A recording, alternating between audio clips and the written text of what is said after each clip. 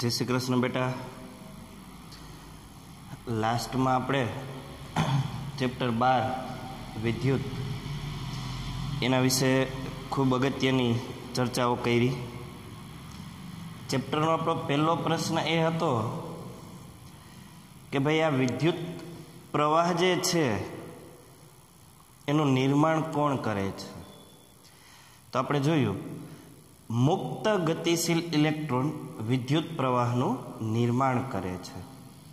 આપણો બીજો પ્રશ્ન એ હતો કે આ ઇલેક્ટ્રોન જે છે એને ગતિમાં કોણ લાવે, એનો જવાબ આપણે મેળવશું। એ પહેલાં થોડું રિવિઝન કરી લઈએ। મુક્ત ઇલેક્ટ્રોન કેને કહેવાય? તો કે ઋણ વીજભારિત એવા ઇલેક્ટ્રોન કે જે વિદ્યુત પ્રવાહનું નિર્માણ કરે છે એ પરમાણુઓની કક્ષામાં ગોળ ગોળ ફરતા હોય છે। એટલે આખા જે પરમાણુઓ છે એ ઇલેક્ટ્રોનની સાથે ગતિ કરે એ શક્ય નથી। તો શું થાય?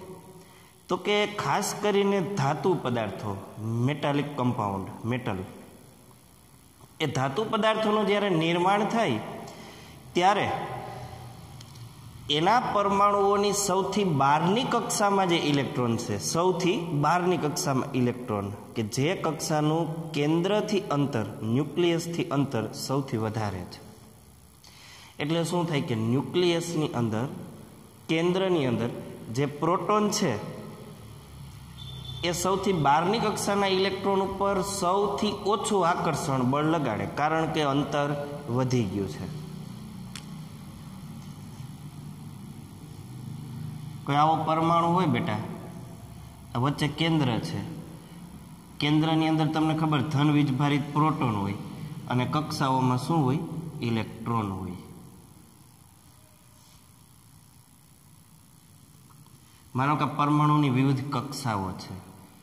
n બરાબર 1 એટલે પહેલી કક્ષા થઈ, n બરાબર 2 એટલે બીજી કક્ષા થઈ, n બરાબર 3 ત્રીજી કક્ષા થઈ અને n બરાબર 4 આ ચોથી કક્ષા થઈ। અહીંયા ઇલેક્ટ્રોન છે, એવી જ રીતે બીજી, ત્રીજી અને ચોથી કક્ષામાં ઇલેક્ટ્રોન છે આપણે માની લઈએ। પ્રથમ કક્ષામાં તમે 9મા ધોરણમાં ભણી ગયા 2 ઇલેક્ટ્રોન હોય, બીજી કક્ષામાં 8, એવી જ રીતે ત્રીજીમાં 8 અને ચોથીમાં 18 ઇલેક્ટ્રોન। પણ અહીંયા મહત્વનું એ નથી, મહત્વનું એ છે કે આ પ્રોટોન વડે જે આકર્ષણ બળ લાગે છે, પ્રોટોન ધન વીજભારિત કણ છે એટલે ઋણ વીજભારિત એવા કણ ઇલેક્ટ્રોન ઉપર આકર્ષણ લગાડે। સાદી ભાષામાં આપણે કહી શકીએ કે વિજાતીય વીજભારો વચ્ચે આકર્ષણ હોય। પ્રોટોન આની ઉપર આકર્ષણ લગાડે, આ ઇલેક્ટ્રોન ઉપર લગાડે, ત્રીજી કક્ષાના ઇલેક્ટ્રોન અને ચોથી કક્ષાના ઇલેક્ટ્રોન। હવે તમે જો અલગ અલગ કક્ષાના ઇલેક્ટ્રોન ઉપર કેન્દ્રના પ્રોટોન આકર્ષણ બળ તો લગાડે છે, પરંતુ કેન્દ્ર અને બહારની જે કક્ષા રહી ને, આ સૌથી બહારની કક્ષા, એમની વચ્ચેનું અંતર સૌથી વધુ છે। અંતર વધી ગયું એટલે આકર્ષણ બળ ઓછું હોય, એટલે બહારની કક્ષાના ઇલેક્ટ્રોન ધાતુ પદાર્થોના નિર્માણ વખતે આકર્ષણ બળ ઓછું હોવાથી કક્ષા છોડી અને બહાર જતા રહીએ, પિતૃ પરમાણુમાંથી બહાર જતા રહીએ। તો આવા જે ઇલેક્ટ્રોન છે બેટા, એને કહેવામાં આવે છે મુક્ત ઇલેક્ટ્રોન। એને શું કહેવાય? મુક્ત ઇલેક્ટ્રોન। જે ઇલેક્ટ્રોન હવે પિતૃ પરમાણુમાં નથી પણ બહાર છે। આ મુક્ત ઇલેક્ટ્રોનનું શું થાય? તો કે ભાઈ જે ધાતુ પદાર્થની આપણે વાત કરતા હોઈએ, માની લઈએ આ એ ધાતુ પદાર્થનો એક ટુકડો છે, તો એની અંદર પરમાણુઓ તો ચોક્કસ જગ્યાએ ગોઠવાયેલા હોય, પરંતુ આ જે ઇલેક્ટ્રોન પિતૃ પરમાણુમાંથી મુક્ત થઈ ગયા એ ઇલેક્ટ્રોન અસ્તવ્યસ્ત ગતિ કરતા હોય, એટલે કે એની કોઈ ચોક્કસ દિશા હોય નહીં, એ કોઈ પણ દિશામાં ગતિ કરતા હોય। તમે જોઈ શકો છો આ ઇલેક્ટ્રોન જે છે હું દોરું છું, એની દિશાનું કંઈ નક્કી જ નથી, એ કોઈ પણ દિશામાં ગતિ કરે છે ભાઈ।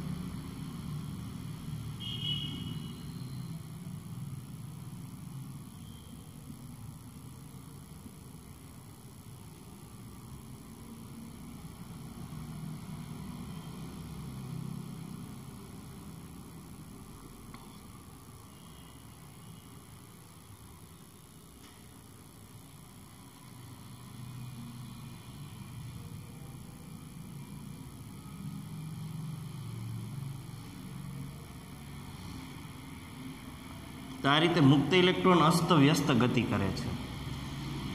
હવે ધાતુ પદાર્થોમાં આવા મુક્ત ઇલેક્ટ્રોન વધારે હોય. ધાતુ પદાર્થોમાં મુક્ત ઇલેક્ટ્રોનની સંખ્યા વધારે હોય એટલે ધાતુઓ વિદ્યુતના સુવાહક છે. અધાતુ પદાર્થો કાગળ, કાપડ, લાકડું, પ્લાસ્ટિક, કાચ એમાં આવા મુક્ત ઇલેક્ટ્રોન ના હોય એટલે વિદ્યુતના અવાહક છે, વિદ્યુતનું વહન કરી શકે નહીં. હવે અત્યારે આ ધાતુ પદાર્થોમાં તમે જો ઇલેક્ટ્રોનની દિશા કંઈ નક્કી નથી, ગમે તે દિશામાં ગતિ કરે છે. પરંતુ જો આ ધાતુ પદાર્થને વિદ્યુતીય ક્ષેત્રમાં મૂકવામાં આવે અથવા તો આપણે એમ કહી શકીએ કે એના પર બેટરી વડે વિદ્યુતીય બળ લગાડવામાં આવે. આ બેટરી છે, ધન અને ઋણ છેડો. તો હવે આ બેટરીના પ્રવાહને કારણે બધા જ ઇલેક્ટ્રોન જે રહ્યા ને એની દિશા ચોક્કસ બની જાય. અને કેવી દિશા બનશે એ આપણે જોઈએ. ધ્યાનથી જોજો. ઉપરનો જ ધાતુ પદાર્થનો જે ટુકડો છે એ સપોઝ કે અહીંયા નીચે હું દોરું છું.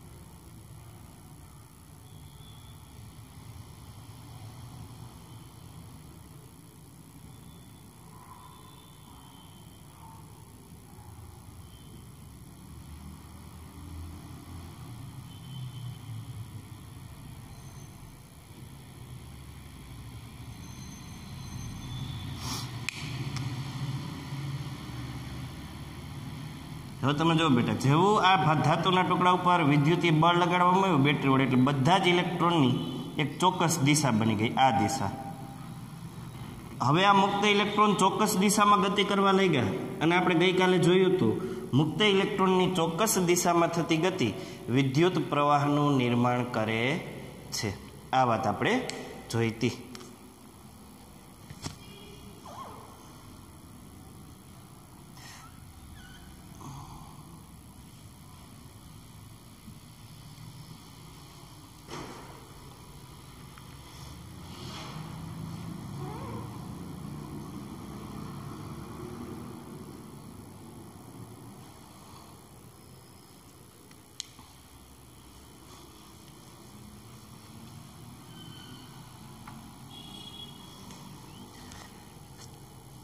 બીજું આપણે એ પણ જોયું તો વીજભારો બે પ્રકારના છે, ધન અને ઋણ.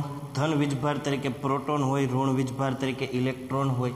અને બેટા ખાસ ભૂલતા નહીં, પ્રોટોન નામના જે કણો છે ધન વીજભારિત, જેને P+ વડે ટૂંકમાં આપણે દર્શાવીએ, એની શક્તિ છે 1.6 × 10⁻⁻19 કુલમ. કુલમ વડે માપવામાં આવે વીજભારોની શક્તિ, કુલમ એકમ વડે.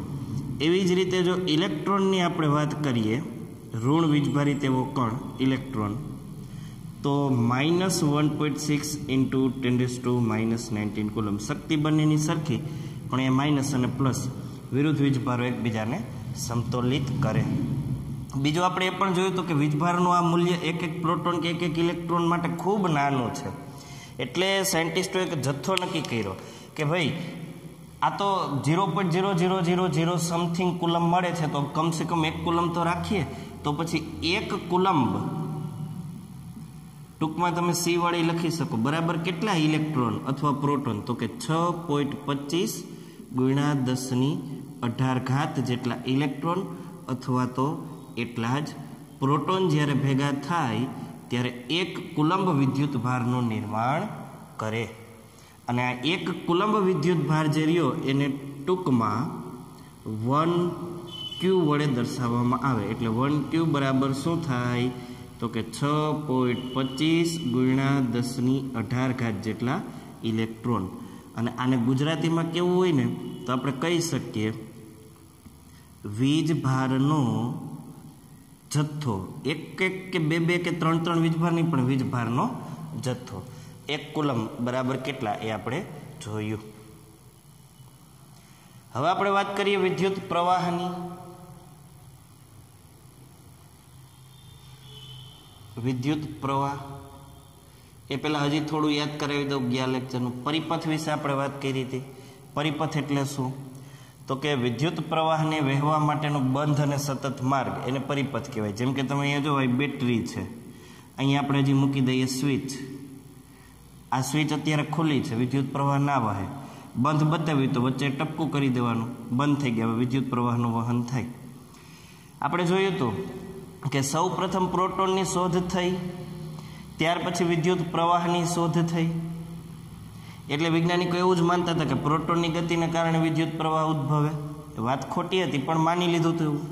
ધન વીજભારિત મોટા છેડામાંથી પ્રોટોન નીકળે અને ઋણ વીજભારિત છેડામાં જાય. હવે પ્રોટોનની શોધ થઈ, વિદ્યુત પ્રવાહની શોધ થઈ, આ દિશા માની લીધી, પછી ઇલેક્ટ્રોનની શોધ થઈ. પછી ખબર પડી કે વાસ્તવમાં વિદ્યુત પ્રવાહનું નિર્માણ ઇલેક્ટ્રોન કરે છે, પ્રોટોન કરતા નથી. ઇલેક્ટ્રોનની દિશા તો આના કરતાં વિરુદ્ધ હોય, પણ હવે અત્યારે દિશા આ જ લેવામાં આવે છે, જેને રૈવાજિક વિદ્યુત પ્રવાહની દિશા ગણવામાં આવે છે. અને પ્રોટોનને કારણે જે વિદ્યુત પ્રવાહનું નિર્માણ થાય એને રૈવાજિક વિદ્યુત પ્રવાહ કહે છે. એટલે પરિપથ વિશે આપણે વાત કરી કે ભાઈ વિદ્યુત પ્રવાહને વહેવા માટેનો બંધ એટલે આ બંધ માર્ગ છે. ક્યાંય વચ્ચે તૂટે, બ્રેક થઈ જાય તો વિદ્યુત પ્રવાહ વહેની બંધ અને સતત માર્ગ એટલે પરિપથ. સ્વિચ શું કાર્ય કરે? સ્વિચ એટલે કળ, જેને ટૂંકમાં કે વડે તમે દર્શાવી શકો. તો કે બેટરી અને પરિપથના કોઈ ઘટકો વચ્ચે વાહક કડી પૂરી પાડે છે. હવે આપણે જોઈએ વિદ્યુત પ્રવાહ એટલે શું. વિદ્યુત પ્રવાહને આપણે ટૂંકમાં આઈ વડે દર્શાવશું બેટા. વિદ્યુત પ્રવાહને આઈ વડે દર્શાવશું. સમજો વિદ્યુત પ્રવાહ શું છે. હું એક સુવાહક તારને અહીંયા દોરું છું બહુ મોટી સાઇઝમાં, એટલે તમારે માની લેવાનું કે આ માઇક્રોસ્કોપિક ફોટો છે એનો. માઇક્રોસ્કોપમાં સુવાહક તારને રાખી અને લીધેલો ફોટો છે. આ એક વાહક છે.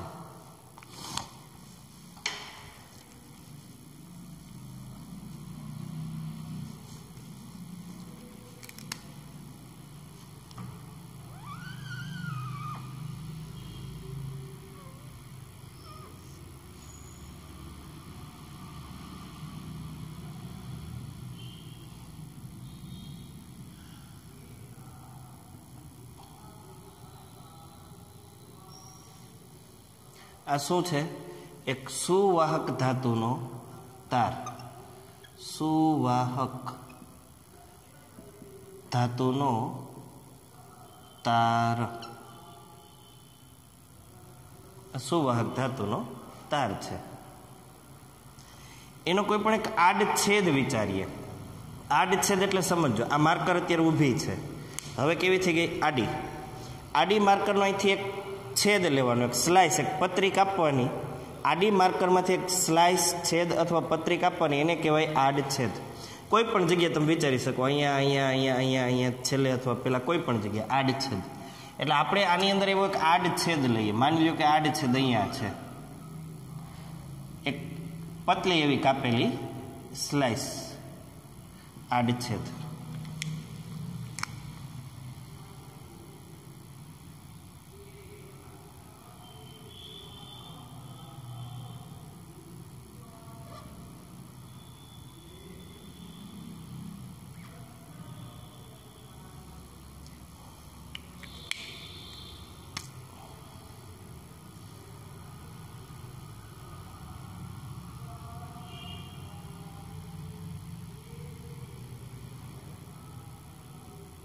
વાહકનો આડછેદ.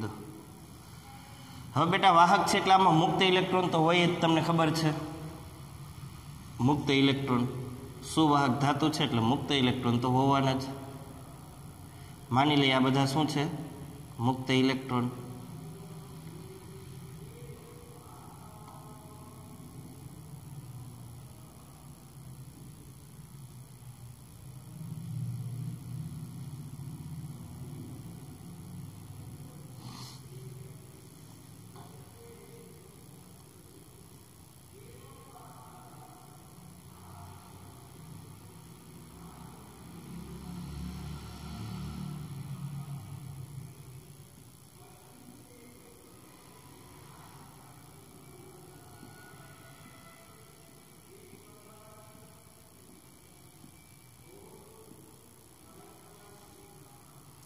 હવે આપણે આ જે સુવાહક ધાતુનો ટુકડો છે એને બેટરી સાથે જોડીએ. બેટરી એટલે જેના વડે એના પર વિદ્યુતીય બળ લાગશે. બેટરી સાથે જોડીએ.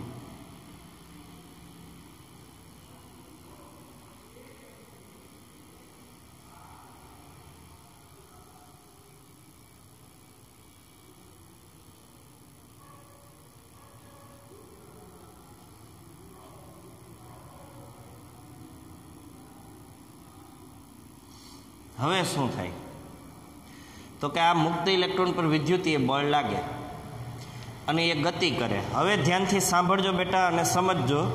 અહીંયા વિદ્યુત પ્રવાહનું નિર્માણ કઈ રીતે થાય એ આપણે સમજવાના છીએ.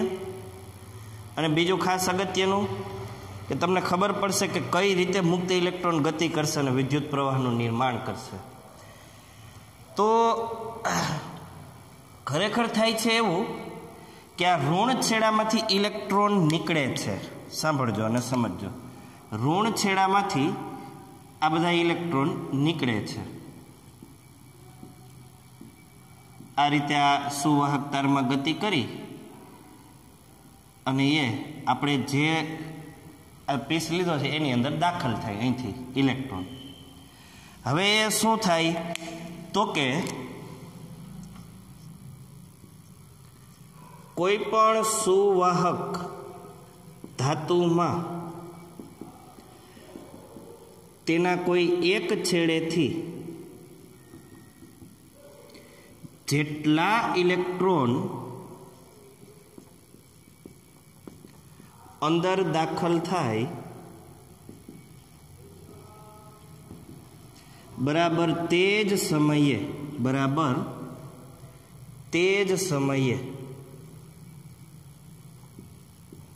તેટલા જ ઇલેક્ટ્રોન ધાતુના બીજા છેડેથી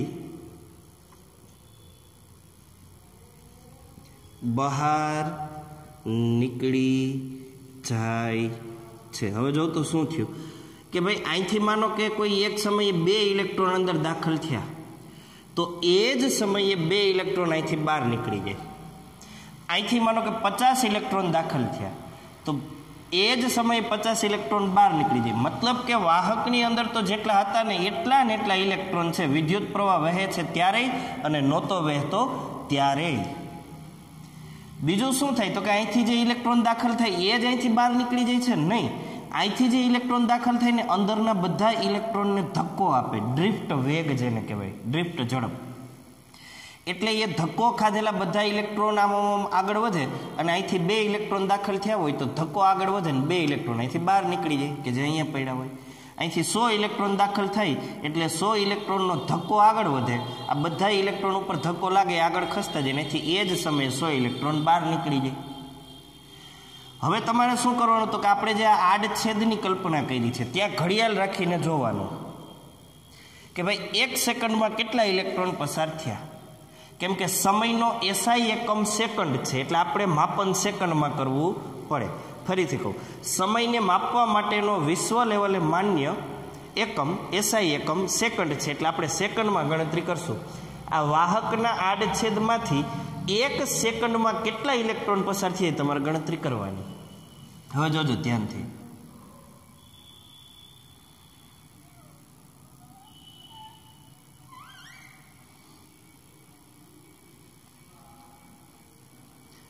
વાહકના કોઈ પણ આડછેદમાંથી, આડછેદ તમે કોઈ પણ જગ્યાએ લઈ શકો, કોઈ પણ આડછેદમાંથી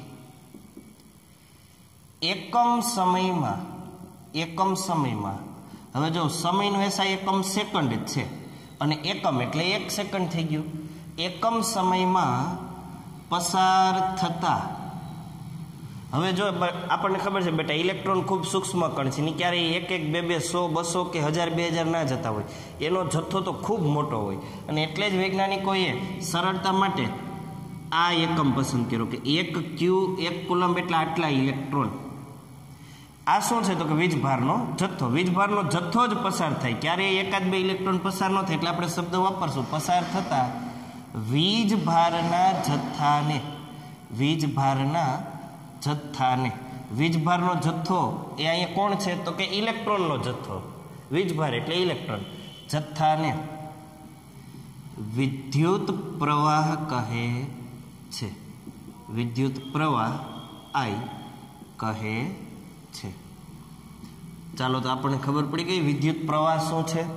કોઈ પણ વાહકના આડછેદમાંથી તમે કોઈ પણ જગ્યાએ આડછેદ લઈ શકો, અહીંયા અહીંયા અહીંયા કોઈ પણ જગ્યાએ એકમ સમયમાં એટલે 1 સેકન્ડમાં તમારે ગણતરી કરવાની, જેટલા ઇલેક્ટ્રોન પસાર થઈ જાય એને જ કહેવાય વિદ્યુત પ્રવાહ. હવે એનું સૂત્ર આવું છે, એકમ સમયમાં, સમય એટલે ટાઈમ T, પસાર થતો વીજભારનો જથ્થો, વીજભારના જથ્થાને Q વડે દર્શાવાય એટલે Q. ફરીથી એકમ સમય, સમય એટલે ટાઈમ T, પસાર થતો વીજભારનો જથ્થો એટલે Q, એને જ કહેવાય વિદ્યુત પ્રવાહ I. હવે આપણને ખબર છે આ વીજભારનો એકમ શું છે તો કે કુલમ. એટલે આ વીજભારનો એસઆઈ એકમ આપણે લખીએ કુલમ, છેદમાં સમયનો એસઆઈ એકમ આપણે હમણાં ચર્ચા કરી હતી સેકન્ડ. તો વિદ્યુત પ્રવાહનો એસઆઈ એકમ કુલમ પ્રતિ સેકન્ડ થયો. અથવા તો આંદ્રે મેરી એમ્પિયર, આંદ્રે મેરી એમ્પિયર નામના વૈજ્ઞાનિકે આ વિદ્યુત પ્રવાહની બધી વાતો કરી, એટલે આ વૈજ્ઞાનિકના માનમાં વિદ્યુત પ્રવાહનો એક બીજો એસઆઈ એકમ જેને એમ્પિયર કહેવામાં આવે છે, એમ્પિયરના માનમાં. તો વિદ્યુત પ્રવાહ I એનું સૂત્ર Qના છેદમાં T અને એના 2 એસઆઈ એકમ કુલમ પ્રતિ સેકન્ડ અથવા તો એમ્પિયર. વિદ્યુત પ્રવાહના એસઆઈ એકમો કુલમ પ્રતિ સેકન્ડ અથવા તો એમ્પિયર. આ કુલમ પ્રતિ સેકન્ડ જે છે, સેકન્ડની ઉપર કાંઈ ઘાત નથી, 1 ઘાત હોય. હવે જો એને ઉપર ગુણાકારમાં લઈ જાય, આવું કરીએ કુલમ ગુણ્યા સેકન્ડ, તો 1 ઘાત છે એ માઇનસ થઈ જાય. એટલે ટૂંકમાં આપણે લખી શકીએ કુલમ ઇન્ટુ સેકન્ડ ઇન્વર્સ એમ બોલાય, કુલમ ઇન્ટુ સેકન્ડ ઇન્વર્સ. અથવા તો વિદ્યુત પ્રવાહનો એસઆઈ એકમ આપણે જોયો શું છે એમ્પિયર, એટલે ટૂંકમાં એને એ વડે દર્શાવાય. તો આ તે વિદ્યુત પ્રવાહની વાત. આપણે જોયું વિદ્યુત પ્રવાહનો એસઆઈ એકમ એમ્પિયર છે. ઘણી વખત જરૂરિયાત મુજબ નાના મોટા એકમોનો ઉપયોગ થાય, જેમ કે એમ્પિયર કરતાં એક નાનો એકમ છે મિલી એમ્પિયર. 1 એમ્પિયર 1 મિલી એમ્પિયર, 2 મિલી એમ્પિયર, 100, 200 એવી રીતે જ્યારે 1000 મિલી એમ્પિયર તમે ભેગા કરો ત્યારે બને છે 1 એમ્પિયર. એટલે મિલી એમ્પિયર કરતાં એમ્પિયર મોટો એકમ થયો. 1000 મિલી એમ્પિયર ભેગા થાય ત્યારે 1 એમ્પિયર. અથવા તો આને એમ પણ કહી શકો 1000 એટલે 10 ગુણ્યા 10 ગુણ્યા 10 એટલે 10ની 3 ઘાત થયો. 10ની 3 ઘાત મિલી એમ્પિયર બરાબર 1 એમ્પિયર. હજી મિલી એમ્પિયર કરતાં નાનો એકમ છે બેટા, જોજો ધ્યાનથી, માઇક્રો એમ્પિયર. એને છે ને આ રીતે દર્શાવવામાં આવે, માઇક્રોને આ રીતે, માઇક્રો એમ્પિયર. હવે આવા 1, 2 કે 3 નહીં, પણ 1000 માઇક્રો એમ્પિયર તમે ભેગા કરો ત્યારે 1 મિલી એમ્પિયર બને. એટલે આના માટે પણ ઉપરની જેમ કહી શકાય 1000 એટલે 10ની 3 ઘાત માઇક્રો એમ્પિયર બરાબર 1 મિલી એમ્પિયર. એટલે 1000 માઇક્રો એમ્પિયર બરાબર 1 મિલી એમ્પિયર, અને આવા 1000 મિલી એમ્પિયર ત્યારે 1 એમ્પિયર. ટોટલ 10ની 3 અને 10ની 3 ઘાત 2 વખત આવ્યું, એટલે માઇક્રો એમ્પિયરમાં 10ની 3 ઘાત, મિલી એમ્પિયરમાં 10ની 3 ઘાત, આ બંનેને ભેગા કરો ત્યારે એમ્પિયર બને છે. એટલે આપણે લખી શકીએ કે 10ની 3 પ્લસ 10ની 3 એટલે 10ની 6 ઘાત માઇક્રો એમ્પિયર બરાબર 1 એમ્પિયર થાય. તો આ બધી વાતોમાં તમને ખબર પડી, વિદ્યુત પ્રવાહ વિશેની આપણે વાતો કરી. હવે આપણી ટેક્સ્ટબુકમાંથી અત્યાર સુધીના લેક્ચરોમાં જે કંઈ જોયું છે બધું ક્લિયર કરી લઈએ. ફટાફટ ટેક્સ્ટબુક ઓપન કરો બેટા. પેજ નંબર 199, ચેપ્ટર નંબર 12, વિદ્યુત, ઇલેક્ટ્રિસિટી.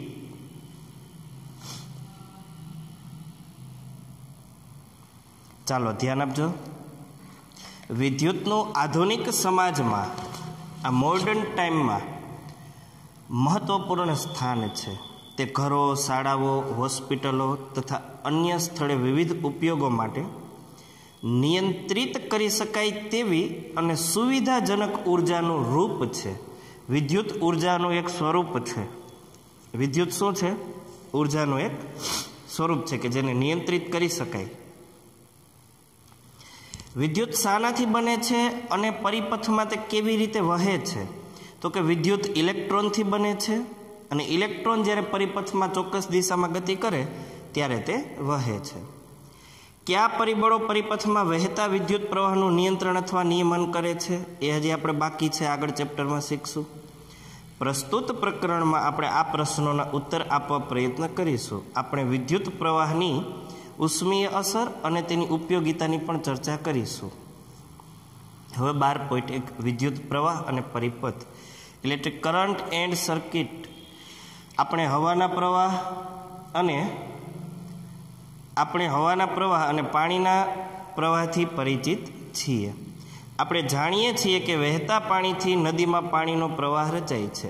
આ જ રીતે વાહકમાંથી, ઉદાહરણ તરીકે ધાતુના તારમાંથી વિદ્યુત ભાર વહેતો હોય ત્યારે આપણે કહીએ છીએ કે વાહકમાં વિદ્યુત પ્રવાહ વહે છે. આપણે જાણીએ છીએ કે કોઈ ટોર્ચમાં સેલને વિદ્યુત કોષ કહેવાય, અથવા તો જો એક કરતાં વધુ સેલને યોગ્ય ક્રમમાં ગોઠવેલા હોય ને બેટા તો એને બેટરી કહેવાય. આપણે જાણીએ છીએ કે કોઈ ટોર્ચમાં એટલે કે બત્તીમાં ટોર્ચના બલ્બને, લેમ્પને પ્રકાશિત કરવા માટે વિદ્યુત ભારનો પ્રવાહ અથવા તો વિદ્યુત પ્રવાહ પૂરો પાડે છે. આપણે એ પણ જોયું છે કે ટોર્ચ ત્યારે જ પ્રકાશ આપે છે જ્યારે સ્વિચ અથવા તો કળ ચાલુ એટલે કે ઓન સ્થિતિમાં હોય. સ્વિચ શું કાર્ય કરે છે? તો કે સ્વિચ વિદ્યુત કોષ એટલે કે સેલ તથા બલ્બ વચ્ચે એક વાહક કડી પૂરી પાડે છે. વિદ્યુત પ્રવાહના સતત અને બંધ માર્ગને વિદ્યુત પરિપથ કહે છે. જો આ પરિપથ કોઈ સ્થાનેથી તૂટી જાય અથવા ટોર્ચની સ્વિચ બંધ કરવામાં આવે તો વિદ્યુત પ્રવાહ વહેતો બંધ થઈ જાય છે અને બલ્બ પ્રકાશિત થતો નથી. આપણે વિદ્યુત પ્રવાહને કેવી રીતે રજૂ કરીએ છીએ? તો કે વાહકના આપેલ આડછેદમાંથી, ક્ષેત્રફળમાંથી એકમ સમયમાં વહેતા વિદ્યુત ભારના જથ્થાને વિદ્યુત પ્રવાહ તરીકે રજૂ કરાય છે. બીજા શબ્દોમાં તે વિદ્યુત ભારના વહનનો દર છે. જ્યારે સમયની સાથે કોઈ રાશિની વાત કરવામાં આવે ત્યારે એને દર કહેવામાં આવે, રેશિયો કહેવામાં આવે, ગુણોત્તર કહેવામાં આવે. ફરીથી કોઈ એક રાશિની સાપેક્ષે બીજી રાશિની સરખામણી કરવામાં આવે, જેમ કે અહીંયા સમયની સાપેક્ષે વાત કરી છે, તો એને દર કહેવામાં આવે, રેશિયો કહેવામાં આવે અથવા તો ગુણોત્તર કહેવામાં આવે.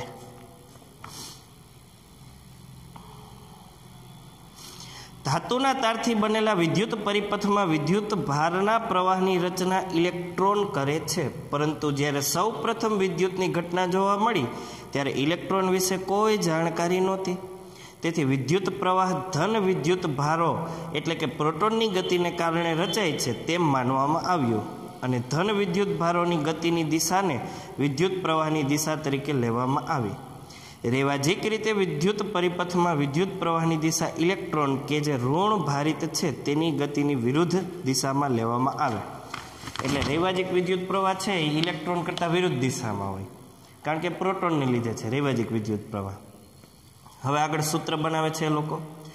જો ટી સમયમાં વાહકના કોઈ આડછેદમાંથી પસાર થતો વિદ્યુત ભારનો જથ્થો ક્યુ હોય, ટીની જગ્યાએ 1 સેકન્ડ અને ક્યુની જગ્યાએ તમે વીજભારનો જથ્થો જે પસાર થાય એ રાખી શકો, તો આડછેદમાંથી પસાર થતો વિદ્યુત પ્રવાહ I બરાબર ક્યુના છેદમાં ટી થશે.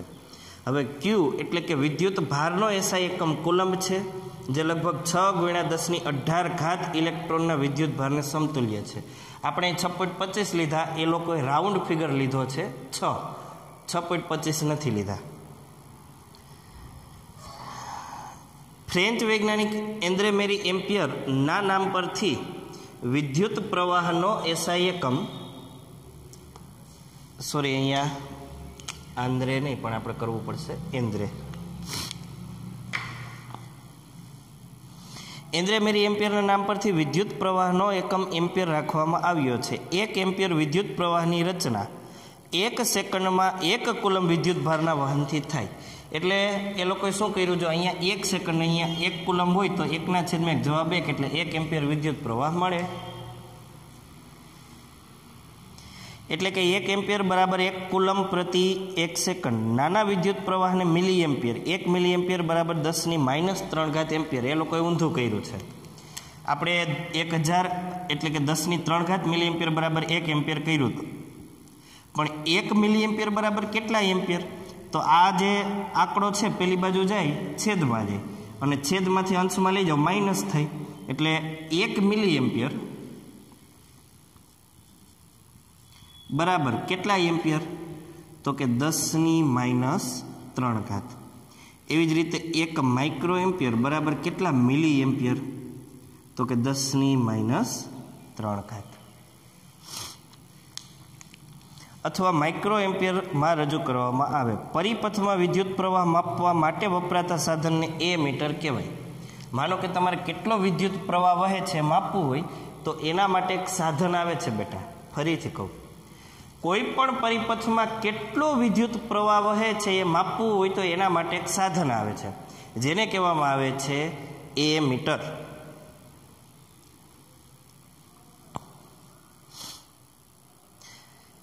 જે પરિપથમાં વિદ્યુત પ્રવાહ માપવો હોય તેમાં તેને હંમેશા શ્રેણીમાં જોડવામાં આવે. એટલે અહીંયા કોઈ પણ જગ્યાએ આ સુવાહક તારમાં તમારે એને જોડી દેવાનો.